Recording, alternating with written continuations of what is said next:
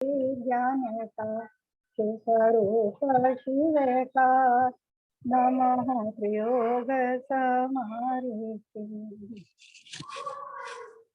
छठी ढाल चल रही हमारी 6 डाला की, बस अंतिम 4 दुए बचे हैं।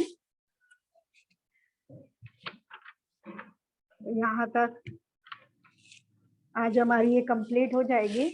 तो मुझे लगता है एक क्लास और हम अगली वाली में इसका रिवीजन कर लें, है ना, और साथ में फिर उसको देख लेंगे तो सब लोग इसको बेस पढ़ने के लिए तैयार हैं। तो फिर उसकी शुरुआत करेंगे, है ना। तो अगली क्लास में तो आज हमारा ये कंप्लीट हो जाएगा, तो अगली क्लास में फिर सब लोग इसका रिवीजन करके आ जाना। तो अगर किसी को कहीं से कुछ समझ में नहीं आया और थोड़ा सा जो उसकी मेन चीजें हैं वो फिर से हम दोहरा लेंगे, तो हमारा ये रिवीजन हो जाएगा फिर, है ना। तभी आज 4 दोहे हैं वो पढ़ लेते हैं। पहले जो हमारे पढ़ चुके हम छठी डाल के उनका वाचन करेंगे। तो कोई करेगा क्या? 12 दोहे हैं जो हम पढ़ चुके हैं अभी तक, उनका वाचन करेंगे। कौन करेगा वाचन?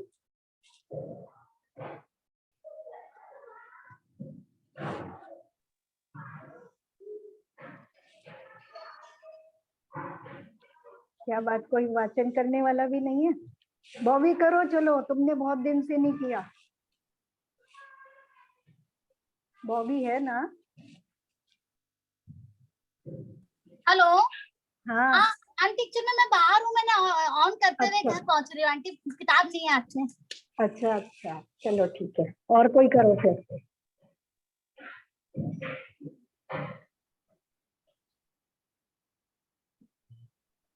और कौन है? दिख भी तो नहीं रहे हैं हम।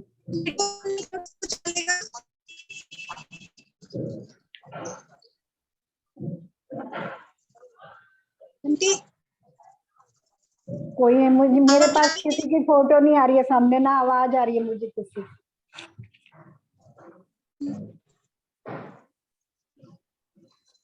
हाँ चलो, क्षमा दिखे। क्षमा चलो तुम ही कर। हाँ करो। छटकाए जीवन हनंते सब विधि दर हिंसा टरी रागादि भाव निवारते हिंसा न भावित अवतरी जिनके नलेश मृषा न जल मृणहु बिना दियो गहे अठ दश सहस विधिशील दर्शित ब्रह्म में नित रमि रहे अंतर चतुर्दश वेद बाहर संग दश दाते टले परमाद तज चहु कर्म ही लखी समिति ईर्याते चले जग सुहित कर सब हित हर श्रुति सुखद सब संशय हरे भ्रम रोग हर जिन के वचन मुख चंद्र ते अमृत झरे 46 दोष बिना सुकुल श्रावक तने घर अशन को ले तप बढ़ावन हेतु नहीं तन पोषते तजि रसन को शुचि ज्ञान संयम उपकरण लखि के गहे लखि के धरे निर्जंतु थान विलोक तन मल मूत्र श्लेषम पर हरे सम्यक प्रकार निरोध मन वच काय आत्म ध्यावते तिन सुतिर मुद्रा देखि मृग गण उपल खाज पुजावते रस रूप गंध तथा परस अरु शब्द शुभ सुभावने तिन में न राग विरोध पंचेन्द्रिय जय पद पावने समता समारे छुटि उचारे वंदना जिन देव को नित्य करे श्रुति रति करे प्रतिक्रम तजे तन अहमेव को जिनके नौन न दंत रावण लेश अंबर आवरम आवरण भूमा ही पिछली नयन में कछु शयन एकासन करन एक बार दिन में ले आहार खड़े अलप निज पान में कछ लोच करत न डरत परिचय सो लगे निज दान में हरि मित्र मैल मसान कंचन कांच निंदन स्तुतिकरण अर गावतारन अति सहारन में सदा समताधरन तप तपे द्वादश धरे वृष दश रत्न त्रय सेवे सदा मुनि साथ मेवा एक विचरे चय नहीं भव सुख कदा जो है सकल संयम चरित्र सुनिए स्वरूपा चरण अब, जिस होत प्रगटे अब आपनी निधि, मिटे पर की प्रवृत्ति सब, जिन परम पैनी सुबुद्धि छैनी, दारी अंतर भेदिया वर्णादि अनुरागादि ते, निज भाव को न्यारा किया, निज माहि निज के हेतु निज कर, आप में आपे गयो, गुण गुणी ज्ञाता ज्ञान गे, मंझार कछु भेद न रहो, जह ध्यान जाता ध्येय को, न विकल्प वच भेद न जहाँ, चिद भाव कर्म चिदेश करता, चेतना क्रिया तहा, तीनों अभिन्न अखिन्न शुद्ध, उपयोग की निश्चल दशा, प्रगति जहाँ दृग ज्ञान व्रत ये, तीन दाए कैलसा, परमान नय निक्षेप को न, उद्योत अनुभव में दिखे, दृग ज्ञान सुख बल में सदा, नहीं आन भाव जो मोह विखे, मैं साध्य साधक मैं अबाधक, कर्म अरुत सुफल निते, चित पिंड चंड अखंड सुगुण, करंड चित्त पुनि कल निते, यो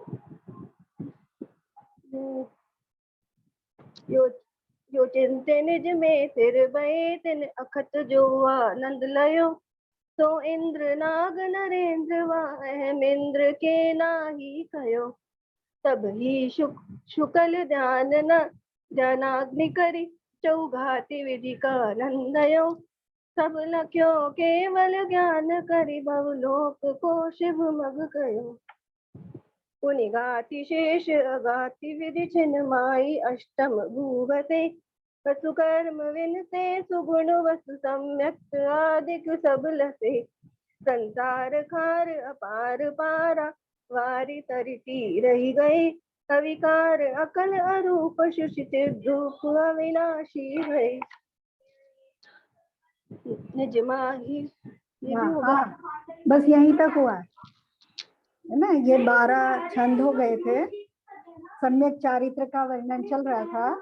पहले हमने सकल संयम चारित्र पढ़ा और फिर स्वरूपाचरण चारित्र पढ़ा, है ना। स्वरूपाचरण यानी जो सकल संयम के माध्यम से अपने भावों की विशुद्धि को निरंतर बढ़ाते हुए अपने स्वरूप में स्थित हो गए हैं, है ना।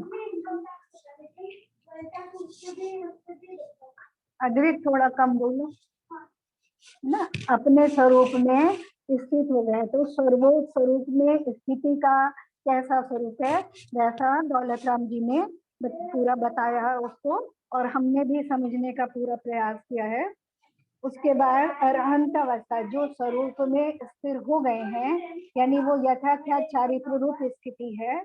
शुक्ल ध्यान वहाँ चल रहा है, वहाँ उनके उस माध्यम से जो कर्म थे, 4 घातिया कर्म नष्ट हो गए और उन्हें अपने उसके अपोजिट जो 4 गुण हैं, केवल ज्ञान, केवल दर्शन, केवल ज्ञान और सुख और वीर्य, ये प्रकट हो गए हैं। उनकी अरिहंत अवस्था प्रकट हो गई है, जहाँ उन्हें संसार जो तीनों लोक हैं वो उसमें प्रतिभाषित हो रहे हैं। और जैसा उन्होंने वस्तु का स्वरूप उन्हें दिख रहा है, जैसा वो जान रहे हैं, जैसा वो अनुभव कर रहे हैं, वैसा ही वो मोक्ष मार्ग, और जिस मोक्ष मार्ग के माध्यम से चलकर वहां तक पहुंचे हैं, वैसा वो भव्य जीवों को संबोधन दे रहे हैं।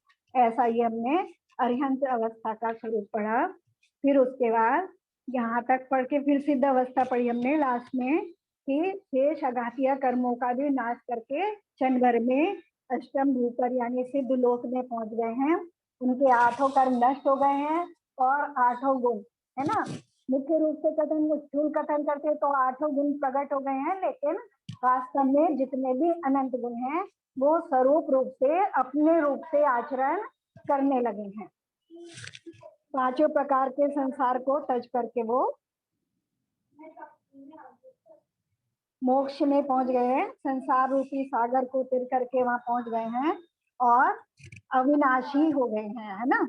अविकार, अकल, अरूप, शुचि, चिद्रूप, अविनाशी भय, ऐसा ये जो सब है, ये सब उनके विशेषण लगा करके बताया है। अगले दोहे में भी सिद्ध अवस्था का वर्णन कर रहे हैं, है ना। उस सिद्ध अवस्था में वो उनका आचरण क्या हो रहा है ये दिखा रहे हैं। निज माहि लोक अलोक गुण पर जाय प्रतिबिंबित थये, रहिए अनंत अनंत काल यथा तथा शिव पर नये। धन्य धन्य है जे जीव निर्भव पाए, यह कारज किया तिन्हि अनादि भ्रमण पंच प्रकार, तजीवर सुख लिया। निज माही, निज में क्या कर रहे हैं अब वो, है ना। हम सोचेंगे कि वहां पहुंच गए तो अब क्या कर रहे हैं, जो करना था वो तो कर लिया उन्होंने, है ना। कृतकृत्य भी कहते हैं, हम कृतकृत्य हो गए।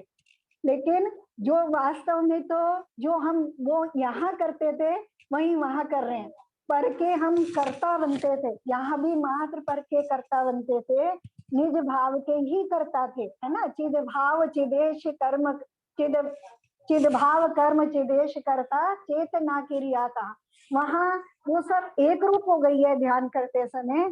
लेकिन जब भी हम पर में जुड़े हैं तब भी हम अपने ही कर्म को कर रहे हैं, चेतना रूप भावों को ही कर रहे हैं, है ना। पर के जो जड़ रूप भाव है उनको करने में समझ नहीं है, क्योंकि हर द्रव्य अपना काम करता है। तो वहां कह रहे हैं हम निज माही, वहां पे भी क्या कर रहे हैं, निज में, स्वयं में, है ना, अपने आत्मद्रव्य में। उनके जो आत्मद्रव्य जैसा है अभी वहां उसमें लोक अलोक गुण पर जाए प्रतिबिंबित थे।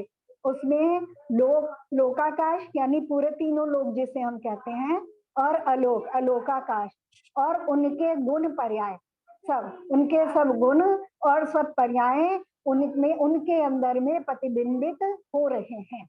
और रहिए अनंतानंत काल, और अनंत काल तक रहने वाले हैं। कैसे रहने वाले हैं, यथा तथा शिव परिणय, जैसे जैसे रहने वाले हैं तथा वैसे ही रहने वाले हैं शिव परिणय, जैसे उन्होंने मोक्ष को प्राप्त किया है, जिस अवस्था में उन्होंने मोक्ष को प्राप्त किया है और जो अवस्था उनकी इस समय है अनंतानंत काल तक वैसी ही रहने वाली है।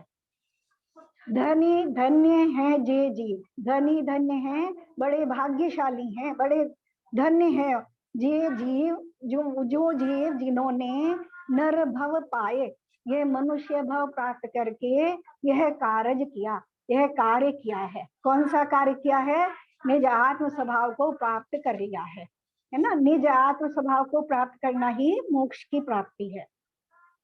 तो वे जीव धन्य हैं या बड़े भाग्यशाली हैं जिन्होंने नरभव प्राप्त करके या मनुष्य भव प्राप्त करके यह कार्य किया, यह कार्य किया है। कौन सा कार्य किया है, अपने आत्म स्वरूप को प्राप्त करने रूप कार्य को संपन्न कर लिया है। तीन ही, उन्होंने ही अनादि भ्रमण पंच प्रकार, अनादि काल से जो भ्रमण चला आ रहा था, कौन सा, 5 प्रकार, पंच परावर्तन रूप जो संसार भ्रमण था, तजी, उसको तज करके वर सुख लिया, वर मने श्रेष्ठ या उत्तम सुख को प्राप्त कर लिया है। निज माही लोक अलोक गुण पर्याय प्रतिबिंबित थे, निज में यानी उन सिद्ध भगवान में अब लोक, लोकाकाश के और अलोक के समस्त गुण पर्याय प्रतिबिंबित हो रहे हैं, झलक रहे हैं, दिख रहे हैं और जान भी रहे हैं, दिख भी रहे हैं और जान भी रहे हैं, और अनंत अनंत काल तक ऐसे ही रहने वाले हैं जिस अवस्था में उन्होंने मोक्ष को प्राप्त किया है और जिस अवस्था में वो अब विद्यमान है, अनंत अनंत काल तक इसी प्रकार से अब रहने वाले हैं। धन्य है वे जीव जिन्होंने नरभव मनुष्य भव प्राप्त करके यह श्रेष्ठ कार्य किया है, यानी अपने आत्म स्वभाव को या मोक्ष को प्राप्त कर लिया है। उन्होंने ही अनादि काल से चले आ रहे पंच परावर्तन रूप संसार को छोड़ करके अब उत्तम सुख को प्राप्त कर लिया है। तो ये है क्या, तो अगले छंद में बता रहे हैं कि ये रत्न तरह का फल है ना। जो क्रिया, जो अभी तक वो सम्यक दर्शन, सम्यक ज्ञान और सम्यक चारित्र रूप जो उन्होंने रत्न त्रय को प्राप्त किया था, उसका ये फल है।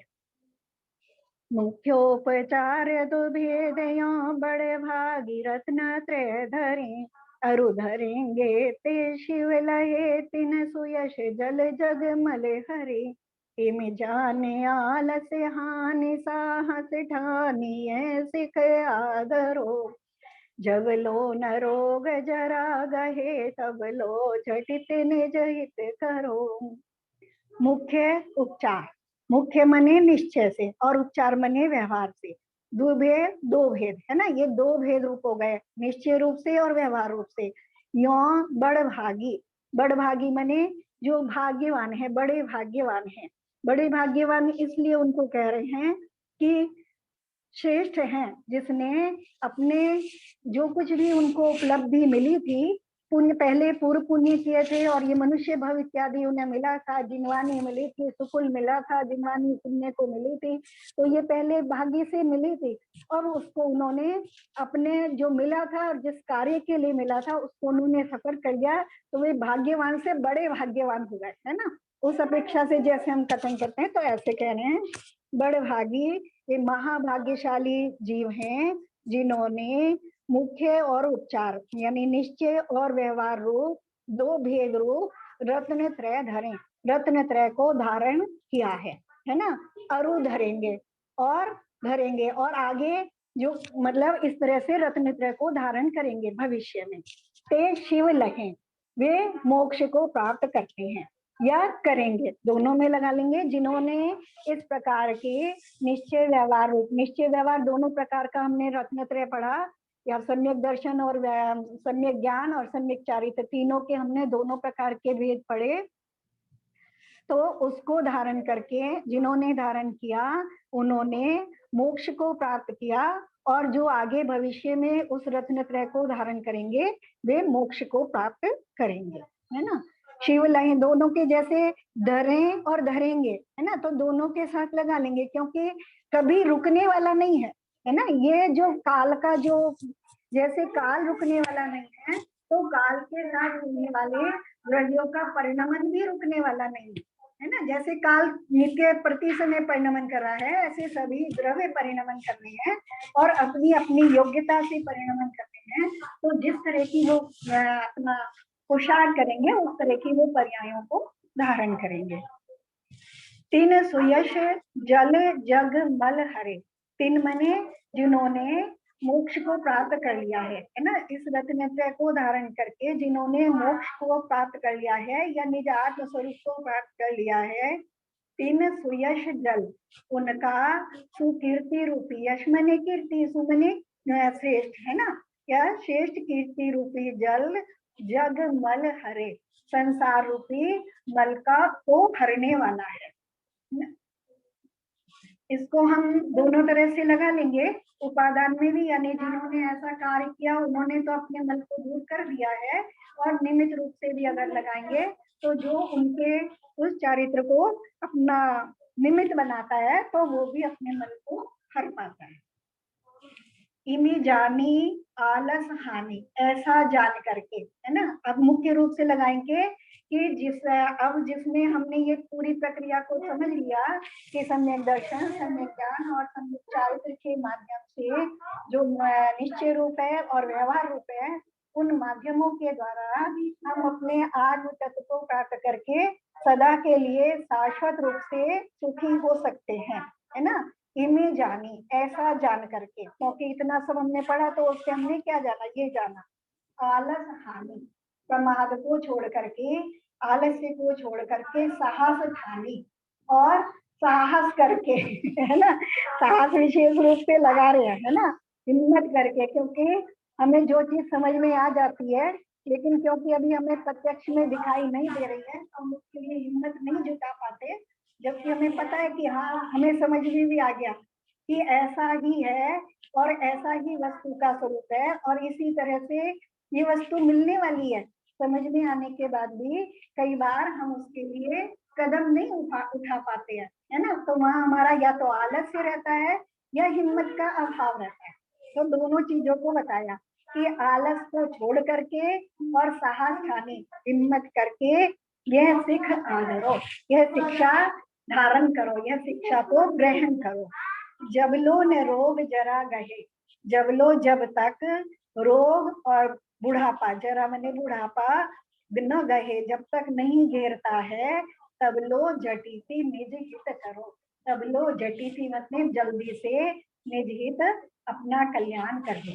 ऐसी शिक्षा वो स्वयं को भी संबोधन करके दे रहे हैं और हमारे लिए भी उसी तरह की शिक्षा दे रहे हैं, हमें भी यही बता रहे हैं कि इतना जो वस्तु स्वरूप का विवेचन किया, जो इतना वर्णन किया, इसके माध्यम से जब हमने ये ज्ञान भी लिया और इसका श्रद्धान भी हमने कर लिया, तो अब आलस छोड़ करके और हिम्मत करके हमें ऐसा कदम उठाने का निर्णय कर लेना चाहिए। कर लेना चाहिए कि कर निर्णय भी नहीं करना चाहिए, ऐसा काम कर ही लेना चाहिए है ना,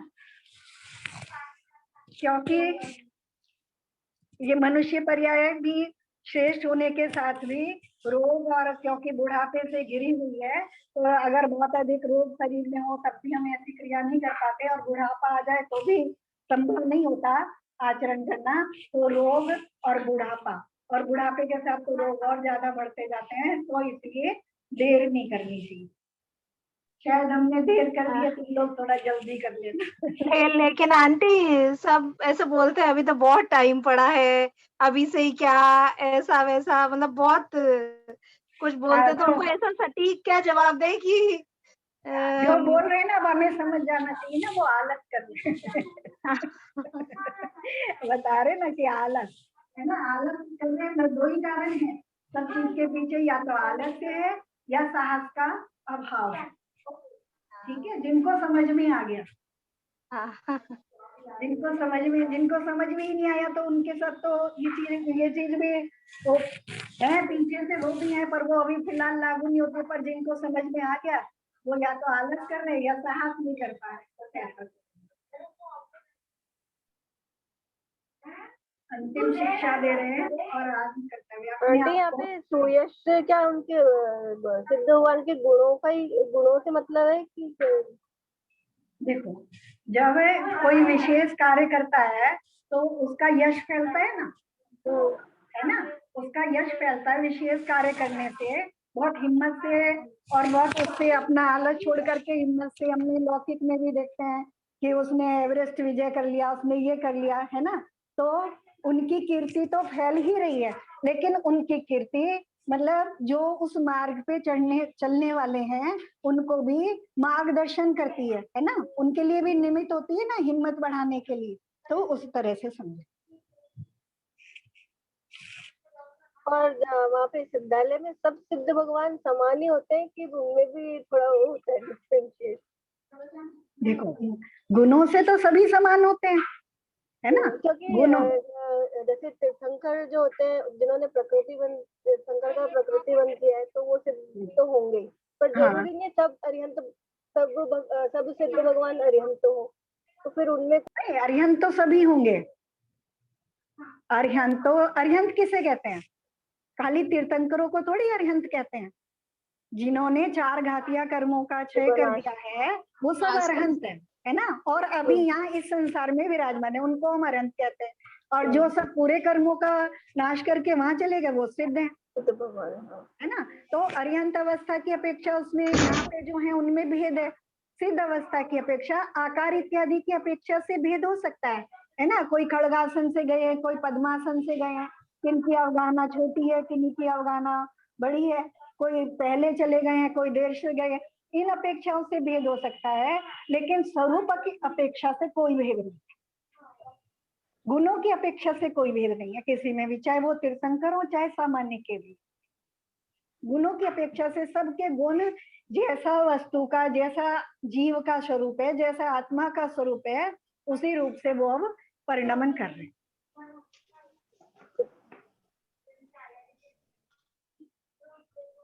चले, निमित्तिक का अर्थ क्या होता है? निमित्त तो पता है कि भाई कोई कारण मिल जाता, निमित्तिक जिसमें उसको निमित्त बना करके कार्य घटित हो रहा है, जिसमें घटना घटित हो रही है वो निमित्तिक है, जिसमें कार्य हो रहा है। निमित्त बने जो उस समय कारण रूप से उपस्थित है वो निमित्त, और जिसमें घटना घटित हो रही है या जिसमें कार्य संपन्न हो रहा है वो नैमित्तिक। अच्छा, और उपादान? जिसमें जो नैमित्तिक है वो ही उपादान है अच्छा, है ना, जिसमें कार्य संपन्न हो रहा है, लेकिन जो हाँ, उपादान कहते हैं उसकी अपनी योग्यता से, जिसमें जो कार्य हो रहा है वो उसकी अपनी योग्यता से हो रहा है, तो वो उसकी यानी उसकी जो अपनी शक्ति है उसे उपादान कारण कहते हैं। अच्छा, अच्छा, वैसा होने की जो अपनी शक्ति है उसे उपादान कारण कहते हैं। लेकिन जब हम दूसरी वस्तु के ऊपर उसका आरोप रख रहे हैं उस कार्य को करने का, तो अब उसी को उपादान को ही नैमित्तिक कहते हैं। अच्छा, अच्छा, ठीक है, आंटी एक बार बता दीजिए 14 वाले का। मुख्य उपचार दुभेद एवं बड़भागी रत्न त्रय धरे। बड़े भागी यानी महाभाग्यशाली जो जीव हैं वो इस प्रकार से निश्चय और उपचार, निश्चय और व्यवहार रूप दो भेद रूप, निश्चय और व्यवहार ऐसे दो भेद रूप रत्न त्रय को धारण करते हैं, है ना, और धरेंगे, धारण करते हैं और धरेंगे। ते शिव लहे, जिन्होंने धारण किया है उन्होंने मोक्ष को प्राप्त कर लिया है, और जो आगे भविष्य में इस दुर्वेद रूप रत्न त्रय को धारण करेंगे वे भविष्य में मोक्ष को प्राप्त करेंगे। शिव लय मतलब शिव को मोक्ष, शिव मैंने मोक्ष को प्राप्त कर लिया है और करेंगे, है ना। तीन या कर रहे हैं, अभी भी जो धारण किए हैं विधि क्षेत्र इत्यादि में जो रत्न त्रय धारी हैं अभी भी वो मोक्ष को प्राप्त कर रहे हैं, है ना। तीन सुयश जल जग मल हरे, उनका, ऐसे जिन्होंने मोक्ष को प्राप्त कर लिया है उनका उत्तम कीर्ति रूपी जल वो संसार रूपी मल को हर रहा है। यानी उसके द्वारा जो जिन्होंने जो ऐसा पुरुषार्थ किया, अब उन्होंने उनको संसार रूपी मल रह गया क्या, शरीर है क्या, कर्म है क्या, है ना, या राग द्वेष भाव है क्या, तो उनका सारा संसार रूपी मल दूर हो गया, है ना। और निमित्त रूप से भी वो दूसरों के लिए भी ऐसा, है ना, वो मल को हरने में निमित्त होते हैं, ऐसा समझ लो थोड़ा। इमी जानी, इस प्रकार से जान करके, क्योंकि हमें अपने लिए लगाना है ना, हमारे लिए संबोधन कर रहे हैं या अपने लिए संबोधन कर रहे हैं, तो अगर हम कहें अब उन्होंने कर लिया तो उसमें हम क्या करें, हमें क्या जरूरत है उसकी, है ना। तो हम उसको उसके लिए, क्योंकि हम जैसे दूसरे को देख करके अपनी भावनाओं को जगाएं उस दिशा में लगाएं, तो उस प्रकार से समझे। इमी जानी, इस प्रकार से जान करके, आलस हानि, आलस को छोड़ करके, साहस हानि, हिम्मत करके, यह सिख आदरो, यह शिक्षा ग्रहण करो। जब लो न रोग जरा गए, जब तक रोग या बुढ़ापा हमें नहीं घेरता है तब लो झटिति निज हित करो, तब तक जल्दी से अपना निज हित कल्याण कर लेना चाहिए। सही है आंटी, हाँ। देखो निर्णय हमारा स्वयं का है ना। लोग तो कहेंगे, कहते रहेंगे, है ना, कुछ भी कहेंगे, उन्हें तो कुछ कहना है, तो हमें जो करना है उसका निर्णय हमें स्वयं करना है, क्योंकि जो मैं करूंगा उसके फल का भोक्ता मैं ही होऊंगा। अगर डेडिकेशन तो हमें ही करना है। हाँ, जो भी, क्योंकि मैं करूंगा, अगर मैं पाप आचरण करूंगा तो उसका फल भी मुझे ही मिलने वाला है, उनके कहने से तो मिलने वाला नहीं है। मैं शुभ आचरण करूंगा तो उसका फल भी मुझे मिलने वाला है, मैं शुद्ध आचरण करूंगा तो उसका फल भी मुझे ही मिलने वाला है। तो जो मैं करूंगा वो मैं दूसरे के कहने से या अपने निर्णय से करूं, ये मेरा अपना निर्णय है, और उस फल का भोक्ता मैं स्वयं हूँ, दूसरा नहीं है। हाँ, तो जल्दी फिर तो मिथ्यात्व और कषाय से छुटकारा मतलब कोशिश कर। हाँ, अभी जो आने से पहले कर लो। मिथ्यात्व का तो आंटी मतलब ऐसे सोच ही सकते, मतलब ऐसे शुरुआत कर दी और ऐसे कर सकते हैं, ऐसा कषाय का थोड़ा डिफिकल्ट लगता है। जब मिथ्यात्व छूट जाता है तो भाई साहब उदाहरण देते हैं ना कि पेड़ की जड़ कट गई तो वो कब तक हरा भरा रहेगा, तो वो कषाय तो उसके ऊपर के तने पत्तियां हैं, मिथ्यात्व अगर चला जाता है तो वो तो जड़ कट गई, कषाय फिर अपने आप चली जाने वाली है, रुकने वाली नहीं है, फिर समय पा करके अपने आप सूख जाने वाली है। यह राग आग दहे सदा ताते समामृत से, चिर भजे विषय कषाय अब तो त्याग निज पद बेइये। कहा रचो पर पद में न तेरो पद यहे क्यों दुख सहे।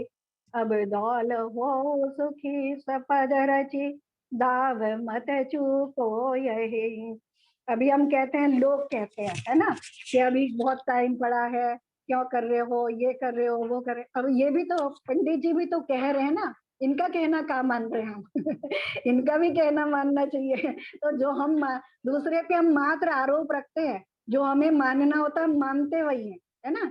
आचार्य कह रहे हैं, भगवान कह रहे हैं, तो हम कहाँ मान रहे हैं, है ना। और दूसरों का कहना मान ले रहे हैं क्योंकि वो हमें अच्छा लग रहा है, इसलिए मान ले रहे हैं हम तो कह रहे यह राग आग दहे सदा, ये राग है ना, जो राग रूपी अग्नि, आग मने अग्नि, ये राग रूपी अग्नि दहे सदा, सदा ही अनादिकाल से क्या कर रही है, जला रही है ना।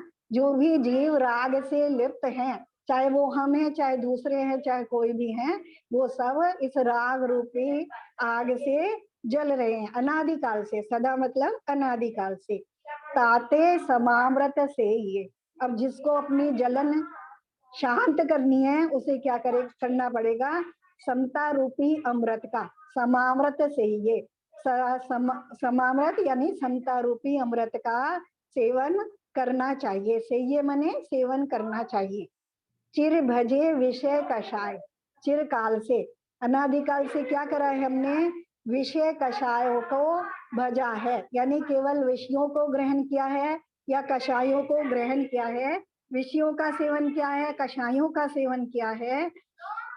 अब तो त्याग निज पद बेइये, अब तो त्याग करके, अब वो समय आ गया हमें इन्हें विषयों को, यानी जो इंद्रियों के विषय हैं जिनमें हम अब तक आसक्त हुए थे उनको, और कषायों को, है ना, उनके निमित्त से या उनको ग्रहण करने के लिए जो मैंने काल से कषाय करता चला रहा हूँ, अब तो त्याग, इनको त्याग करके निज पद बेइये, बेइये मने पहचानना चाहिए या ग्रहण करना चाहिए। किसको, निज पद को। निज पद मतलब अपने आत्म स्वरूप को, जो मेरा स्वभाव है वही मेरा पद है, वही मेरा स्वरूप है। तो इनको त्याग करके, और वो निज पद कब मिलेगा, जब मैं पर से अपनी दृष्टि हटाऊंगा तब निज में आ पाऊंगा। पर क्या है मेरे लिए, जो इंद्रियों के विषय हैं, विषय भोग हैं, और जो कषाय हैं उनसे होने वाले जो भाव हैं वो सब पर पद है ना। जब मैं उनसे विरक्त हो पाऊंगा, उनसे अलग हो पाऊंगा, उनसे अपने आप को अलग कर पाऊंगा, तब निज पद में आ पाऊंगा, तब निज पद को देख पाऊंगा, जान पाऊंगा, और तब उसमें स्थिर हो पाऊंगा। तो क्या कह रहे हैं, यह राग रूपी अग्नि सदा से ही, अनादिकाल से ही जलाती आ रही है। ताते इसलिए, इस यानी इस दुख को दूर करने के लिए, जलन को दूर करने के लिए समता रूपी अमृत का सेवन करना चाहिए।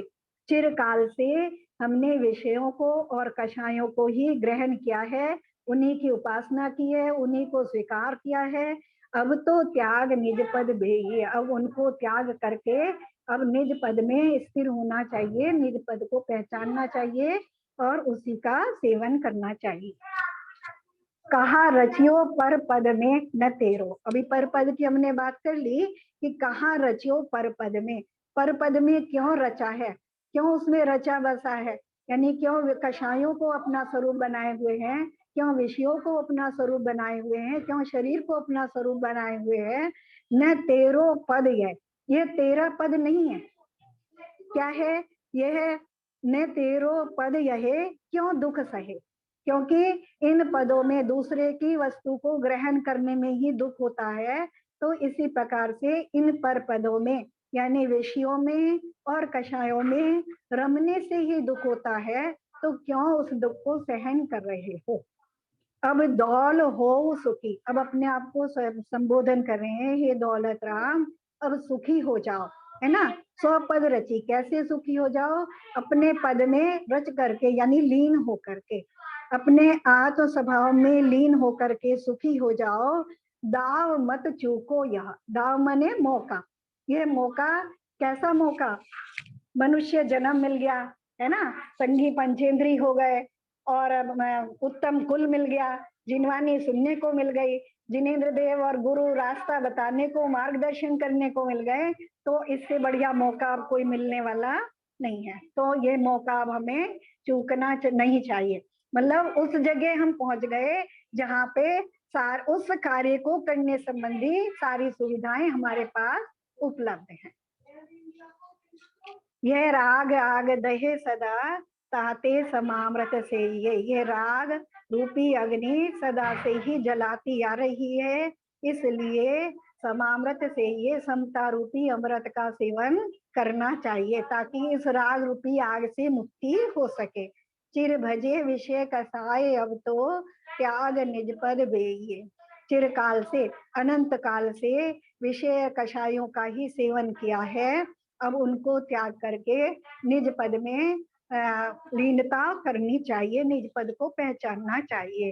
कहा रचियो पर पद में न तेरो पद यहे क्यों दुख सहे, तू पर पद में क्यों रचा बसा है, क्योंकि ये तेरा पद नहीं है, है ना। जितना भी शरीर संबंधी जितना भी स्वरूप है, या विषयों संबंधी, कषायों संबंधी, भाव कर्म रूपी, द्रव्य कर्म रूपी जो कुछ भी है, वो सब मेरे से बिल्कुल भिन्न है, अत्यंत भिन्न है, वो मेरा स्वरूप नहीं है, तो उसमें क्यों रचा बसा है, ये हमेशा दुख रूप ही है। इसलिए ये दौलत राम अब क्या करो, दुख सहने की जरूरत नहीं है, स्वपद रची सुखी हो, अपने पद में निज आत्म स्वरूप में लीन होकर के सुखी हो जाओ, यह मौका अब मत चूको। ठीक है, हो गया। अब तो सरल है बिल्कुल, है ना, समझ में आ रहा है। शिक्षा बस एक कान से सुनते हैं, हम एक से निकाल देते हैं सब यही करते हैं। अब ये जब उन्होंने उसकी रचना करी थी तो उसके बारे में ये लिखा है, विषय यहाँ तक कंप्लीट हो गया है ना, जो 6 डाला का विषय था वो यहाँ कंप्लीट हो गया। अब इसके बारे में लास्ट का एक बार और बता दीजिए, पूरा नेट चला गया था, वो रह गया पूरा। जो निकल गया वो लौट के नहीं आता, जो अब आएगा वो कुछ और होगा। चलो रिकॉर्डिंग में सुन लेना, बता दे रही मैं से, है ना। यह राग आग दहे सदा, यह राग रूपी अग्नि सदा से अनादि काल से जलाती आ रही है, कहते यानी इसलिए समामृत से ये समता रूपी अमृत का सेवन करना चाहिए। चिर भजे विषय कषाय, चिर काल से हमने विषय कषायों, विषयों का और कषायों का ही मात्र सेवन किया है, अब तो उनको त्याग करके निज पद बेये, अपने आत्म स्वरूप को पहचानना चाहिए। कहा रचियो पर पद में न तेरो, ये जो विषय कषाय रूपी जो स्थितियां हैं, जो पर्याय उत्पन्न हो रही हैं, या शरीर है या द्रव्य कर्म है या भाव कर्म है, वो सब तेरा पद नहीं है, तेरा स्वरूप नहीं है, तो तू क्यों दुख सहन कर रहा है, उनमें रच बस करके तू क्यों दुख को भोग रहा है। हे दौलत राम अब स्वपद रची सुखी हो, अपने निज आत्म स्वभाव में लीन होकर के सुखी हो जाओ, इस दाव को अब मत चूको। ठीक है,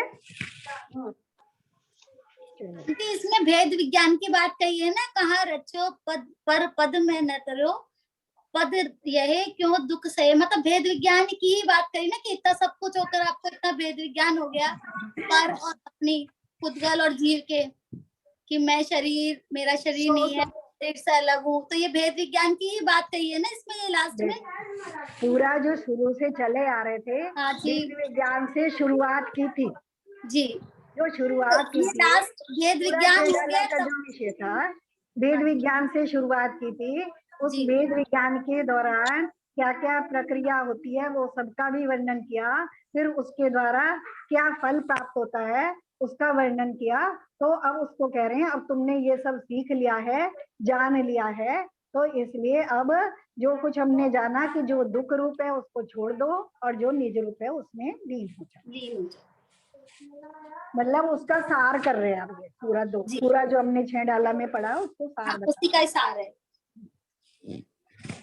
एक नव वसो एक वर्ष की तीज शुक्ल बैसाख, करियो तत् उपदेश ये लख बुध जन की बात। लघुदी तथा प्रमाद ते शब्द की भूल सुधी सुधार पढ़ो सदा जो पाओ नव को। है ना। अब अपने को तो यहाँ उन्होंने संबोधन कर लिया, आगे हमारे लिए भी संबोधन दे रहे हैं और बता रहे हैं ये रचना उन्होंने कब कैसे करी। एक नव वसु एक नव नौ वसु 8 और एक मने 1 यानी 1918 1 9 81 1981 है ना। 1 9 8 1 1981 वर्ष की यानी उस संवत की तीज शुक्ल बैसाखी शुक्ल पक्ष की तृतीया को करियो तत्व उपदेश है। उन्होंने यह तत्व उपदेश करा यानी इस ग्रंथ की रचना करी। लगी बुद्धजन की बात, बुद्धजन नाम के कोई कवि हुए, उनकी रचना को देखकर, बुद्धजन की बात यानी बुद्धजन कवि की रचना को देख करके यानी उसको निमित्त बना करके उसको देख करके यह रचना करी। लघुदी तथा प्रमाद, लघुदी बने बुद्धि की कई या क्षयोक्षम के ज्ञान के क्षयोक्षम की कमी से तथा प्रमाद से या आलस्य से शब्द अर्थ की भूल हुई, शब्द या अर्थ में कोई भूल हो गई हो तो सुधी सुधार पढ़ो सदा। सुधी बने के अच्छी बुद्धि वाले या ज्ञानी जी को सुधार पढ़ो सदा, सुधार करके इसको पढ़ो जो भाव पाओ भव को। है ना। किस लिए पढ़ो और सुधार करके पढ़ो, किस लिए पढ़ो भव पूर्ण पाओ। है ना। जिससे संसार रूपी समुद्र को पार कर सके इसलिए। है ना। इसको ये नहीं केवल ज्ञान बढ़ाने के लिए पढ़ रहे हैं या थोड़ी देर के आनंद के लिए पढ़ रहे हैं, इसको अपने जीवन में ला करके संसार रूपी समुद्र से पार होने के लिए इसका अध्ययन करें, ऐसा यहाँ कह रहे हैं। इसमें 1891 करा है, वैसे ऐसे होना चाहिए ये 1981 संवत होना चाहिए जैसे लिखा है। इकनव वसु एक वर्ष। है ना। अब ये देख लेना क्या है, मुझे ज्यादा नहीं पता ये। इसमें कुछ ऐसा है क्या जो समझ में नहीं आया किसी को? समझ में तो सब आता है।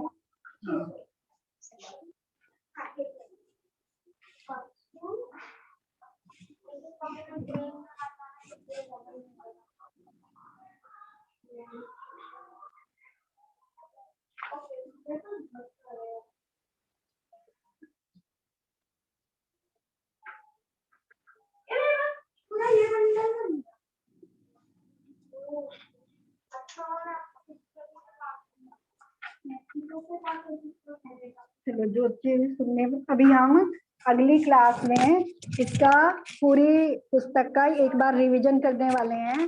तो मुझे उम्मीद है तुम सब लोग अगर एक बार अपने आप पढ़ के आओगे और कहीं से तुम्हें कोई समझ में नहीं आ रहा तो वो प्रश्न कर लेंगे, या मुझे लगेगा कि कहीं से मतलब कुछ ऐसा है कि जिसको हम दोहरा लें तो उसको हम दोहरा लेंगे और इसके बाद फिर हम अगली क्लास में इष्टोपदेश शुरू करेंगे। है ना। ठीक है। तो इष्टोपदेश शुरू करने के लिए अगर किसी के पास वो ग्रंथ है इष्टोपदेश तो ठीक है, बहुत अच्छी बात है। नहीं तो जो मैं उसके 2 ही हैं, मेरे पास केवल 2 ही में है वो पूरे 51, तो वो मैं व्हाट्सएप कर दूंगी। उसका तुम वो निकाल लेना, पेपर निकाल लेना उसका, या फिर एक कॉपी पेंसिल तो लेके ही रहना। और दूसरी चीज ये है कि हम क्योंकि वो संस्कृत के 2 हैं तो वो कोई भी अभी आप किसी से कहो वाचन करो तो कोई वाचन करने के लिए तैयार नहीं होता, लेकिन वो संस्कृत के 2 हैं तो मेरे ख्याल से वो सबको वाचन करना चाहिए। है ना। सब वाचन, और हम एक क्लास में बस दो दोहे पढ़ेंगे क्योंकि सब लोग पढ़ेंगे उसको कि वो हमें पढ़ने भी आने चाहिए, उन शब्दों का भी हमें अर्थ आना चाहिए और उसके पीछे जो थोड़ा बहुत भाव हमें समझ में आता है तो वो हम भाव भी उसका समझने की कोशिश करेंगे। वो इसी तरह का उसका विषय है, जैसे ये एक अध्यात्म ग्रंथ है ऐसे वो भी एक अध्यात्म ग्रंथ है, इसी तरह का उसका विषय है। बस थोड़ा सा इससे ऊपर चला जाता, थोड़ा सा ऊपर चला जाता है, बस इतना सा है उसमें और ज्यादा कोई विशेष अंतर नहीं है। है ना। तो इसमें हमने एक तो पढ़ा था ये गुण गुणी ज्ञाता ज्ञान गे। है ना। कोई बताएगा गुण गुणी ज्ञाता ज्ञान गे क्या क्या है, इनके लक्षण बताएगा कोई? गुण किसे कहते हैं, गुणी किसे कहते हैं, ज्ञाता किसे कहते हैं, ज्ञान क्या है, ये क्या है?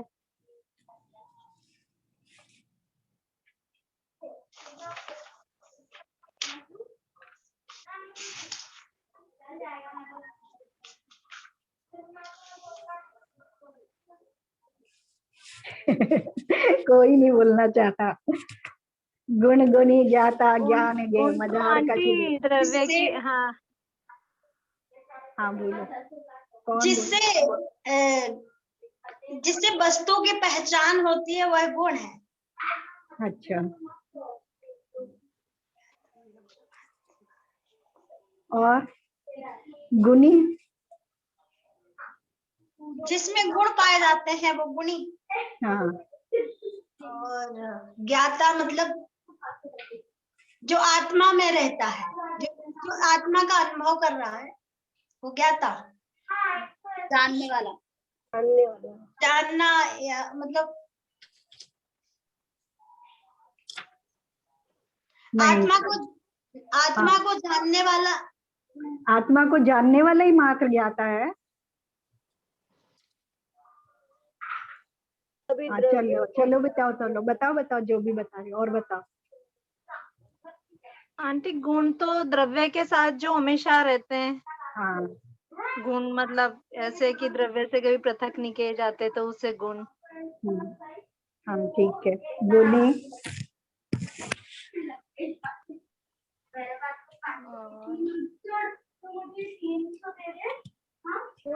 ग्रहण करने वाला। क्या?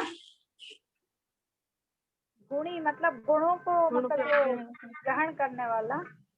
ग्रहण करने वाला नहीं, जिसमें पाए जाते हैं, जिसमें जो गुण पाया जा रहा है वो गुणी। अच्छा, मतलब हाँ चलो, जिसमें गुण पाया जाता है ना। गुण वो जो द्रव्य की, हमने पढ़ा था गुणों के समूह को द्रव्य कहते हैं, पढ़ा था ना हमने, हाँ गुण और पर्यायों के समूह को द्रव्य कहते हैं। ठीक है, तो गुण क्या है? वस्तु का लक्षण भी है, स्वभाव भी है ना, और वो उसके आधार से रहता है। तो वो द्रव्य की जो गुण है वो द्रव्य की हर अवस्था में पाया जाता है। और पर्याय, अब जब हम गुण में भेद करते हैं तो द्रव्य गुण द्रव्य की हर अवस्था में पाया जाता है, और पर्याय प्रत्येक समय की अलग अलग होती है ना। तो गुण जो है दो द्रव्य की प्रत्येक अवस्था में उसके साथ रहता है। जैसे अग्नि में उष्णता, तो उष्णता गुण है, और जिसमें वो रहता है वो गुणी है। जैसे अग्नि गुणी है, उष्णता गुण हुआ, जो द्रव्य की हर अवस्था में पाया जाता है वो गुण है ना, जिसके माध्यम से उसे हम जानते भी हैं, तो वो गुण है। और जिसमें वो हमेशा जिसके आधार से वो रहता है, जिसमें वो पाया जाता है वो गुणी है। जैसे ज्ञान गुण है और जीव गुणी है। जीव में पाया जाता है ना ज्ञान, तो जीव गुणी है और ज्ञान गुण है। तो ज्ञान का भी यहाँ समझ में आ गया। और ज्ञान किसे कहते हैं? जिसके द्वारा जाना जाता है। और ज्ञाता कौन? जो जानता है, जो जानता है। जो जानता है हर अवस्था में, किसी भी अवस्था में, चाहे वो अपने को जान रहा है चाहे पर को, क्योंकि जानना दोनों प्रकार का, स्व को भी जानता है। ज्ञान गुण का कार्य, ज्ञान को कहा है ना स्व पर प्रकाशक है, ज्ञान से जानता है ना। और जो जिसमें वो रहता है वो उसको जान, गुण है उसका ज्ञान, और जो जानने वाला है उसको हम ज्ञाता कहते हैं। ठीक है, तो जीव ज्ञाता है, जो जिस समय जो जान रहा है, हर जीव अपनी अपेक्षा से वो ज्ञाता है। और ये जानने योग्य पदार्थ, जिस समय जिस द्रव्य को हम जान रहे हैं उस समय वो द्रव्य हमारा ज्ञेय है। लेकिन जो ज्ञेयपना है वो हर पदार्थ में, हर द्रव्य में पाया जाता है। ठीक है, ज्ञेयपना यानी ये उसमें जो ज्ञान का विषय बन सके, ऐसा जो उसमें गुण है हर पदार्थ में, वो उनके ज्ञेयपने के कारण या प्रमेयत्व गुण के कारण है। प्रमेयत्व गुण पढ़ा था ना मैं, तो प्रमेयत्व गुण के कारण हर द्रव्य में, हर पदार्थ में ऐसी योग्यता है वो किसी ना किसी ज्ञान के द्वारा जाना जा सके। ध्यान ध्याता ध्येय है ना, तीन चीजें हमने पढ़ी थी, ध्यान ज्ञाता ध्येय। तो ध्यान को हम पढ़ते हैं कि एकाग्र चिंता निरोध ध्यान है ना, ये हमने परिभाषा पढ़ी थी। तो किसी एक द्रव्य पर या किसी एक शब्द पर, किसी एक अर्थ पर उपयोग का स्थिर हो जाना वो ध्यान है। ठीक है, किसी भी एक वस्तु पर, एक द्रव्य पर, एक पर्याय पर, एक गुण पर, एक शब्द पर, किसी पर भी एक पर जहाँ उपयोग की स्थिरता हो गई, एक को पकड़ करके, एक को मुख्य करके जहाँ उपयोग की स्थिरता हो गई, वो ध्यान कहलाता है। और जो ध्यान कर रहा है वो ध्याता, यानी जिसके उपयोग की स्थिरता हो रही है वो ध्याता। ठीक है, और जिस चीज पे उसके उपयोग की स्थिरता हो रही है या जिसके लिए वो स्थिरता कर रहा है वो ध्येय है ना। ध्यान करने योग्य जो पदार्थ है वो उसका ध्येय है। ठीक है, तीनों में अंतर आ गया, एक अपेक्षा से अंतर आ गया है ना। लेकिन ध्यान करने वाला जो है वही ध्याता है, और जो ध्याता का कर्म है या ध्याता की क्रिया है वही ध्यान है। और जिसको वो लक्ष्य कर रहा है, अभी हम क्या कर रहे हैं, हम पर को लक्ष्य करके ध्यान करते हैं, है ना। तो हमारा ध्यान जो है दुर्ध्यान कहलाता है ना। ध्यान के हमने पढ़े थे ना, आर्त रौद्र ध्यान और धर्म ध्यान, शुक्ल ध्यान, है ना, या हम उसे दुर्ध्यान भी कह सकते हैं, क्योंकि हम पर द्रव्य का ध्यान, अगर पर द्रव्य में हमारा उपयोग लगा है तो स्थिर हो रहा है तो वो दुर ध्यान कहलाता है। लेकिन जब निज में निज का ध्यान हो रहा है तो वहां एक रूपता होने पर, क्योंकि निज में निज को लक्ष्य करके जो ध्येय बना करके जो ध्यान किया जा रहा है वो ध्यान अपने कल्याण रूप होता है, यानी उस वस्तु को प्राप्त करने में सहयोगी होता है।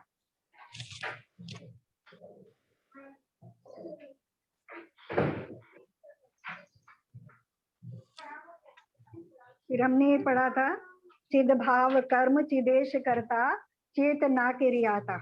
चिद भाव कर्म है ना, तो जो चैतन्य भाव है, हमारे जो भाव होते हैं वो कैसे भाव हैं, अचेतन है कि चेतन है?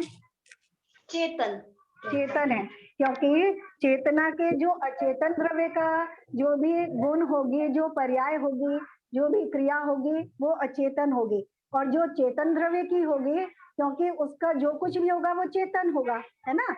जैसे अगर कोई हरे रंग की वस्तु है, उससे अगर हम कुछ भी बनाए तो वो हरे रंग का होगा ना, बनने वाली चीजें।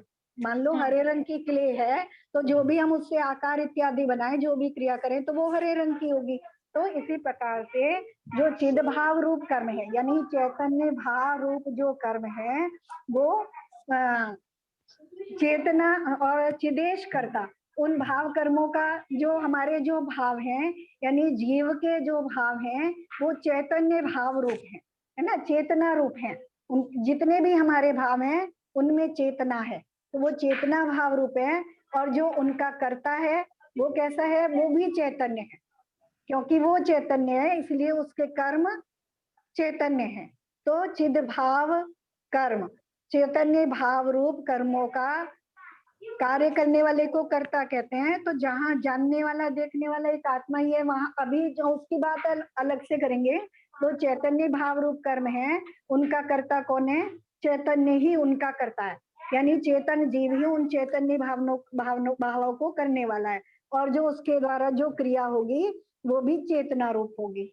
तो यहाँ हमारी जो क्रिया है, क्योंकि वो परद्रव्य के साथ मिलकर हो रही है, भले ही वो अभी भी चेतना रूपी है, अभी भी हम जो भाव कर रहे हैं वो चेतना रूपी कर रहे हैं, लेकिन उसमें परद्रव्य का प्रतिबिंबित होने के कारण, परद्रव्य उसमें प्रतिबिंब होकर के हम उसमें जुड़े हैं, तो हमारी क्रिया उस अपेक्षा से अचेतन कही जाती है ना। दरअसल मैं जो कहना चाह रही हूँ शायद कह नहीं पा रही हूँ, हटाऊंगी इसको अच्छे से।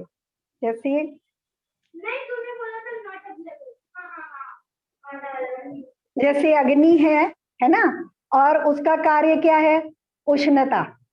जब भी होगी वो उष्ण रूपी होगी, और जो क्रिया करेगी यानी जो दूसरा उसके जो संसर्ग में आएगा वो भी उष्ण हो जाएगा, है ना। तो उसकी जो क्रिया है वो भी उष्णता रूप होगी। तो जहाँ ये तीनों एक हो रहे हैं, तो जहाँ उसकी बात कर रहे हैं कि जब मैं चैतन्य भाव कर रहा हूँ, अब मेरे भाव पर के साथ एकाकार नहीं हो रहे हैं, पर से विषयों से या कषायों से एकाकार रूप नहीं हो रहे हैं, तो मैं ऐसे चैतन्य भाव कर रहा हूँ और मेरी चेतना ही क्रिया हो रही है, तो ये तीनों जहाँ एक रूप हो रहे हैं, वहाँ का जो आचरण है वो स्वरूपाचरण रूप है, वहां पे ये बताना चाह रहे हैं।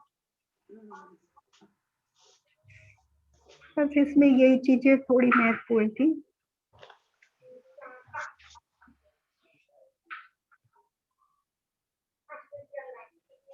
और निज पद तो हमें समझ में आ ही गया है ना, जहाँ हमारे गुण क्या है, जो अपने अनंत गुण हैं वो निज स्वभाव रूप हो गए हैं, है ना। निज पद है ना, जीव का निज पद कौन सा है, जैसा वस्तु का स्वरूप है वो वैसा ही हो गया, अब उसमें दूसरा कुछ मिला नहीं है ना। शुद्ध स्वरूप जो है, यानी ना उसमें कर्म मिले हैं और ना द्रव्य कर्म मिले हैं, ना भाव कर्म मिले हैं, तो ना कषाएं उत्पन्न हो रही हैं, ना दुख रूप परिणमन हो रहा है, ना संसार रूप परिणमन हो रहा है, ना शरीर रूप परिणमन हो रहा है। तो ऐसी जो स्थिति है वो निज पद रूप है, निज पद रूप बाबा, है ना। अपना ज्ञान दर्शन आदि जो गुण है वो अपने अनंत शक्ति के साथ प्रकट हो गए, अपनी पूर्ण शक्ति के साथ जो प्रकट हो गए हैं, पर्याय में प्रकट हो गए हैं, है ना, वो निज पद है।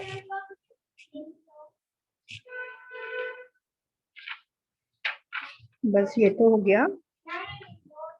अब जितना भैया मुझे समझ में आया उतना मैंने अपनी तरफ से कोशिश की है, और उतने थोड़े शब्द देने की कोशिश की है। कहीं कहीं अगर कोई गलती हो गई हो तो सुधार देना जहां से समझ में आया आप लोगों को। ठीक है, निवेदन है सबसे ये। ठीक है, और अगली बार एक बार फिर से इसका रिवीजन कर लेंगे कि हमने इस 6 ढाला में क्या पढ़ा। ठीक है, एक बार आप लोग पढ़ के आ जाना और एक बार हम रिवीजन कर लेंगे।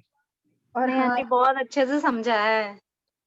नहीं वो तो समझने वाले की योग्यता है, अब आगे यही पढ़ने वाले हैं। चलो, एक चीज और कहनी थी, मैंने ना मामा जी से काफी दिन पहले पूछा था कि मामा जी विधान कर लें क्या, तो मामा जी ने हाँ कर दिया था। तो तब तक मंदिर में ऐसी व्यवस्था नहीं की गई थी कि भाई बिल्कुल ज्यादा लोग पूजा वूजा नहीं करेंगे। अब मैंने मामा जी से मना भी किया कि मामा जी रहने देते हैं फिर, कि खाली 2 ही लोग कैसे विधान करेंगे। तो मामा जी ने बोला कि नहीं, अब बोल दिया है तो अब करना चाहिए, तो इसलिए हम कल विधान कर रहे हैं। तो अपनी सुविधा से अगर कोई बैठ सके तो बैठ जाना, है ना। कौन सा विधान है? बक्ताम्बर का ही करेंगे, फिर छोटा सा ही करेंगे, अच्छा, बड़ा नहीं कर छोटा। रहे, है ना। तो ज्यादा नहीं कर रहे, क्योंकि अब मामा जी ने कहा कि तो बोल दिया है तो करना चाहिए, तो मुझे भी लगा तो ये मैंने कहा चलो कर लेते हैं। जितने भी, तो सब लोगों को अलग अलग से और जबरदस्ती भी इनवाइट नहीं कर रही हूँ, अगर किसी को लगे हाँ हम कर लें तो वो पहुंच जाना। ठीक है जी। ठीक है आंटी। क्योंकि मंदिर के रूल भी फॉलो करने हैं, है ना, संसार के नियम भी हाँ फॉलो करने हैं और अपना काम भी करना है। सही है। हाँ, चलो जवानी स्तुति कर लें। जवानी के ज्ञान से तुझे पुकारो, तो वाणी मस्तक नमो सदा देख नमो। हे जिनवानी भारती तो जपू दिन जो तेरी शरणा गए तो पावे सुखे।